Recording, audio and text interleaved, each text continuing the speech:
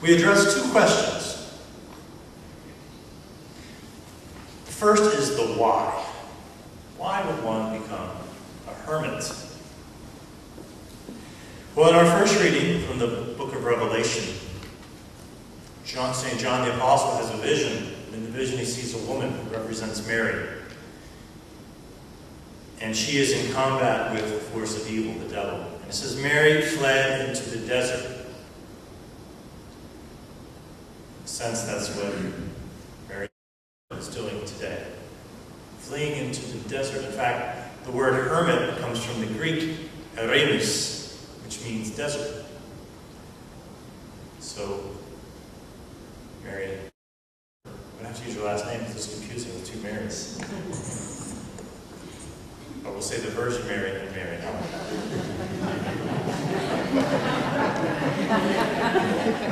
There's a connotation to it. We'll get to that. But Mary is seeking, in some aspect, the desert. A hermit seeks the quiet, the solitude that one finds in the desert.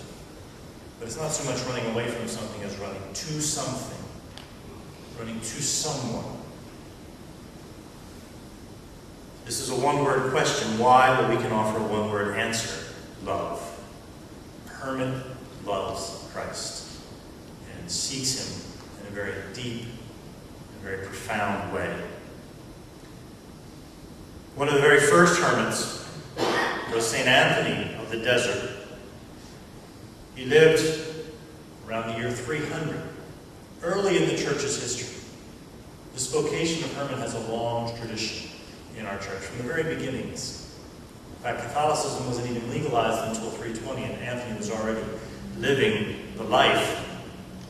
And from the Liturgy of the Hours on his feast day, January 17th, there's an excerpt written by St. Athanasius about Anthony. Let me read from it. It says that Anthony entered the church one morning for Mass, and just as the Gospel was being read, he heard the Lord's words to the rich young man in the Gospel. If you want to be perfect, go and sell all you have and give the money to the poor. You will have riches in heaven. Then come and follow me. It seemed to Anthony that it was God who had brought the saints to his mind and that the words of the Gospel had been spoken directly to him. Immediately he left the church and gave away all the property he had inherited.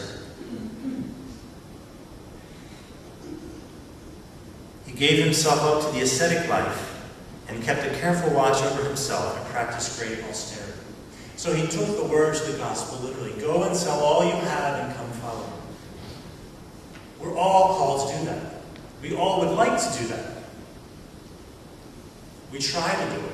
Maybe not literally, to detach our hearts from material things to fix our heart on God.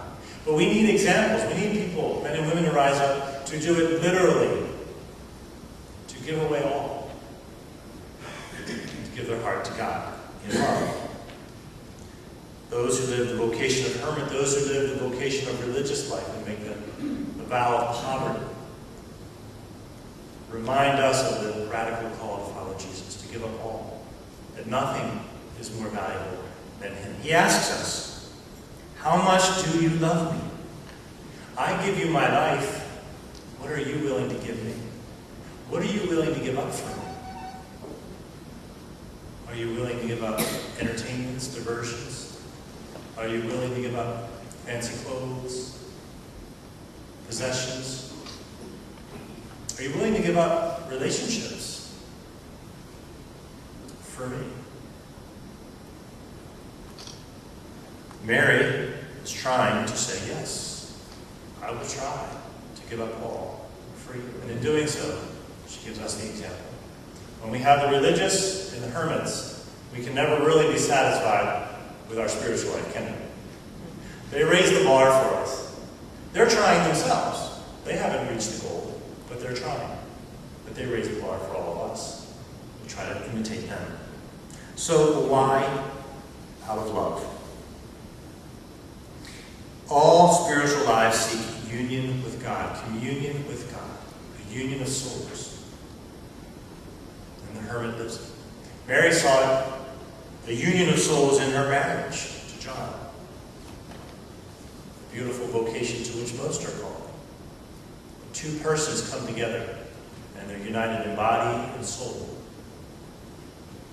But that is a way of serving God. Even marriage isn't the end. It's a means to the end of deeper union with God. All of our prayer, any way that we pray, whatever devotions we use, whatever sacraments, all are leading to communion with God.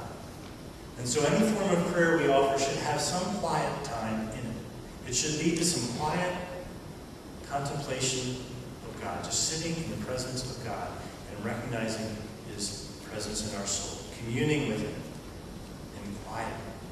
Well, the hermit seeks quiet in abundance every day.